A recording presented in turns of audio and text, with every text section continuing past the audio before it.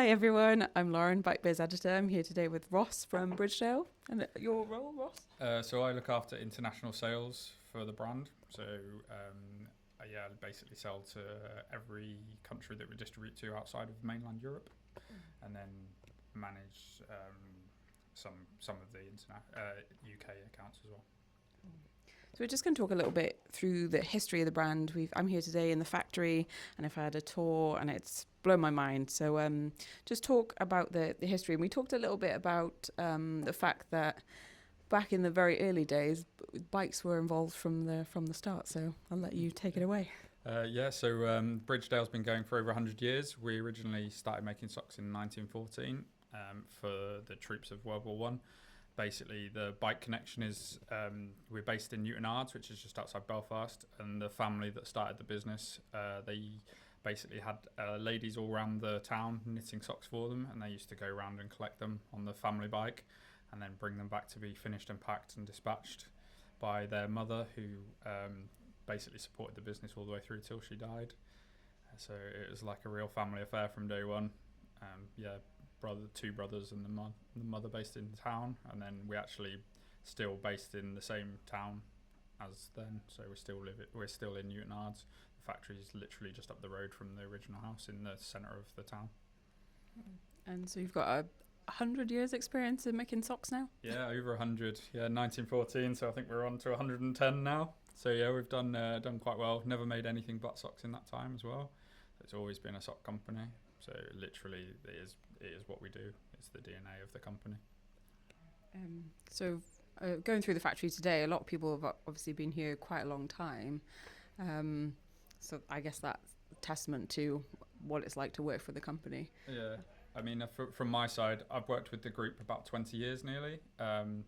We're part of a family company that owns like several brands, and Bridgedale falls under that. So I've worked within the same group for that whole time. Basically, Bridgedale, I started as a product trainer with them, and then I've gone all the way through now to the international side. Like I said earlier, it is definitely a family thing. I think the factory here, that's the nice thing when you walk around, is like everyone gets on, everyone really works together. There's a real like pride in the product, and I think, like I said, that comes from day one in 1914 of it being a family company right through to now, is that everyone gets on. And it is testament to how good the company is to work for, because I think our oldest member of staff is due to retire this year after 49 years. We've tried to encourage him to stay for 50, but he really isn't going for that. But 49 years, but there's lots of people like myself who've done 20, 30, like everything in between, people straight from school who are still working. There's a lady who's worked on our packing line since she was 14 when she left school. So it's it's obviously something, right? Yeah, definitely. And let's delve into the cycling side of things. So when was the cycling range launched? So we launched so the... That's all right, you can just hold it for me. I feel weird passing it around. Okay, I'll hold it. So we started bike in 2023. So we launched in the autumn of 23. So we've had a couple of years now of doing it. I think initially the launch... Saying we launched in 23, there was a few things that we had to sort of get sorted before we actually went to market. So in all reality, I think probably early 24, maybe was when the product actually landed with retailers and was more accessible to the consumers. We started the process well before that in terms of designing them. So it usually takes us between 18 months to 2 years to design a new style. So we actually started designing the mountain bike range during COVID. I mean, it was a good time because lots of people had spare time to go out do their 2 hours on their bike. So there's plenty of people getting out doing some serious miles. So we actually probably, in a way, the time people had to test our socks as part of that process, it was a good time to launch it. So we had the socks went through a lot of miles as part of that design process. Yeah. So we kind of touched upon it earlier, chatting and talking about the development of the range and how you went about that. So it would be great to talk through that, and how, you said you had lots of riders who gave you feedback and then you tweaked it and then sent it back. So we're, as a company, I think mentioned it earlier again as part of the history, but we are a sock specialist. So I think we're probably most well known for our outdoor range, but we wouldn't say we were an outdoor company. We would generally say we're a sock company. We just happen to specialise in outdoor socks. And the real benefit that gives us is all the learnings we've got through our long history means that if someone comes to us and says, oh, we think there's an opportunity to make a sock for X, we can take what they can tell us about their sport or their activity and what we know about making socks and bring the two really together to produce a great product. The first time, we've done it over the years through various things, but I think the first time we actively pursued that as a way of designing the product was with our trail run styles.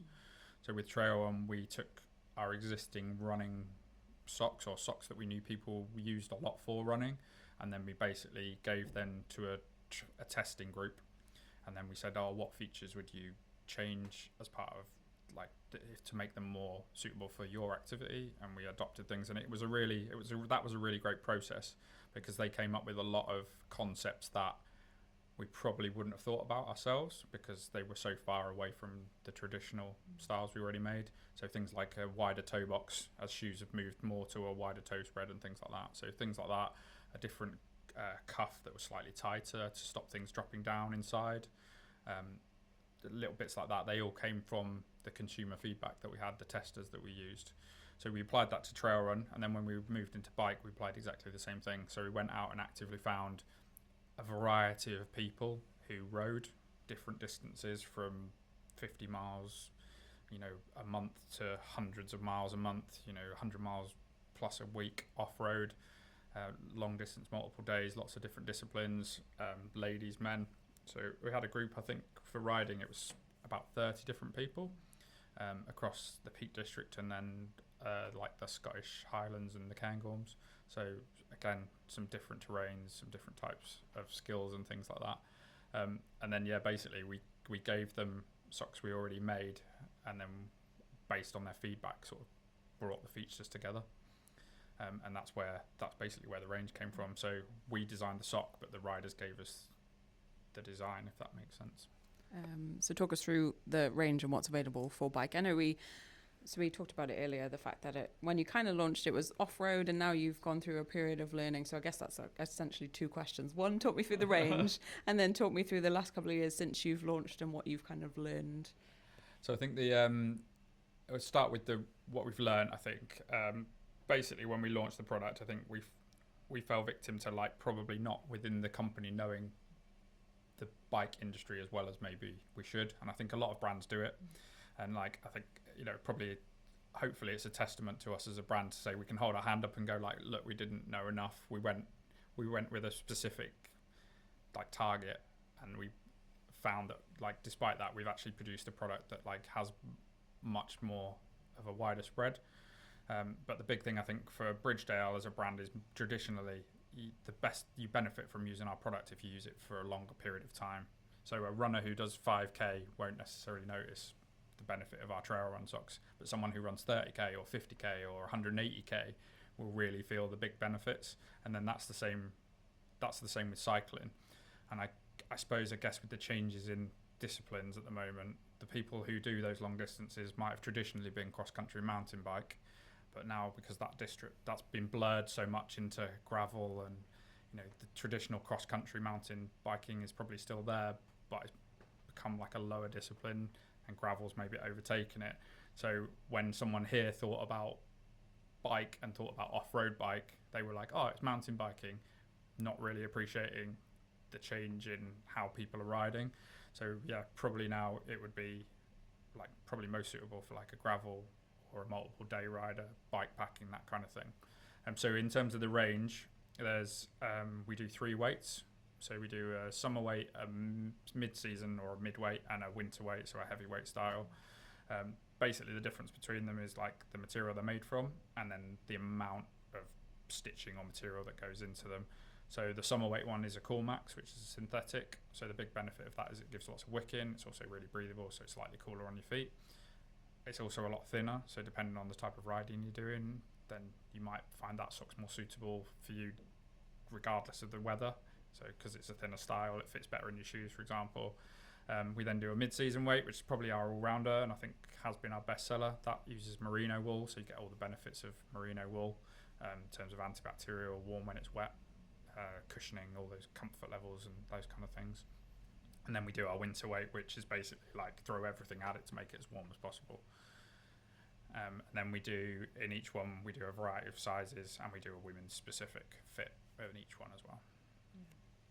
So there's a lot of tech in the socks. Would you say that's covered all of it in the range, or is there kind of talked about it earlier, and even I was kind of surprised and kind of going through. It'd be really great if you could maybe grab some actually and kind of just show. We're kind of pulling it through, and it was very interesting. So intermission while Ross grabs some socks.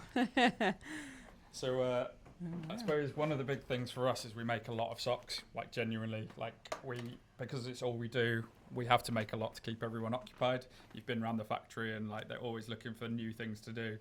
So ultimately, yes, we make a lot of socks. I think there's about, if you include colours and sizes, there's over 500 different SKUs that we make.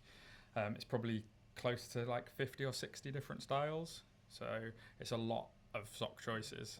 And then you can make tiny little tweaks. Now, those tweaks hopefully make it better for a certain discipline. They don't mean that you couldn't wear it for something else. So I know we talked about cycling in terms of the different types of cycling, but like there's no reason that, for example, you couldn't wear a mountain bike sock to go walking in and it still be a great sock, or vice versa, one of our walking styles to ride in, which is why we actually decided to do bike, because we knew lots of people would ride in Bridgedale socks.